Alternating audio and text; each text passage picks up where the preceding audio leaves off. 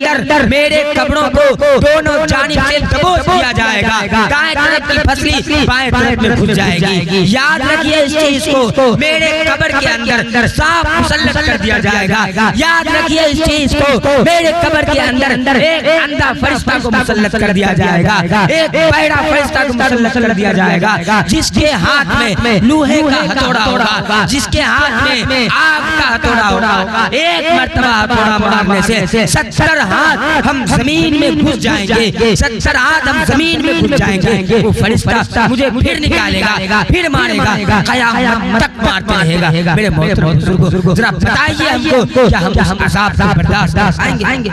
और आज खुशी से अपने घरों में कानों को बजा रहे हैं।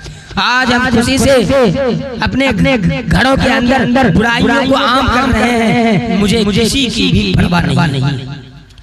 मैं लानत भेजता हूँ ऐसी शादियों पर जिस शादी में घरों के अंदर माँ बहन बेटियों की इज्जत का ख्याल नहीं हो। औरत का जेवर सबसे कीमती जेवर अगर कोई है वो इज्जत है, वो पर्दा है। मेरे मोहतरम बुजुर्गों, आज हम लोग कहाँ चले गए? हम खुद अपनी माँ और बहनों की इज्जत को नीलाम कर रहे हैं।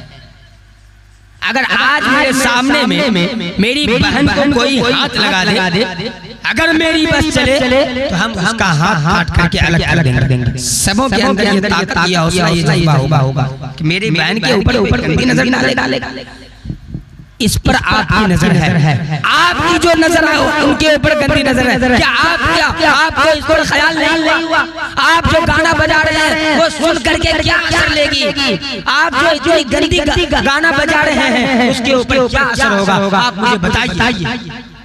मेरे मोहतरम बुजुर्गों, जहाँ तक मेरी आवाज जा रही है, हम ये ऐलान करते हैं आप तमाम हज़रात से, किसी भी घर में अगर शादी हो, आप वहाँ बुराई को खत्म करने की कोशिश करें। अगर डीजे के अंदर कोई गंदा गाना बज रहा हो तो आप उसे बंद करवाने की कोशिश करें। आप उसको सपोर्ट ना करें। आप इस चीज का ख्याल रखें कि अगर उस घर में इज्जत का परवाह नहीं है तो आपके भी घर में माँ बैठी हुई है, उस घर में शादी है, किसी भी घर में शादी है, उस पड़ोस मेरी माँ बहन है। अगर को अपनी इज्जत की ख्याल नहीं है, अगर मेरा घर पड़ोस में है तो हम अपने घर का इज्जत का ख्याल रखें। हम जाए वहाँ पर और आवाज लगाएं, अपनी आवाज को उठाएं और वहाँ जाकर के उस गाने को दबाएं और उससे ये कहें कि आपको इज्जत की परवाह नहीं है, लेकिन मेरी माँ बहन की इज्जत की परवाह कर लीजिए। खुदा के वास्ते इस तरह के गंदे गाना मत बजाइए।